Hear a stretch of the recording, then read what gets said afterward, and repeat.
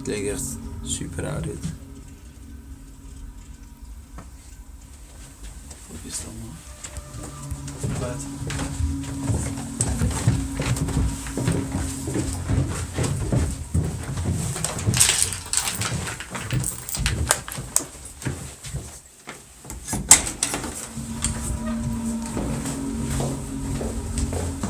Zo'n walvis.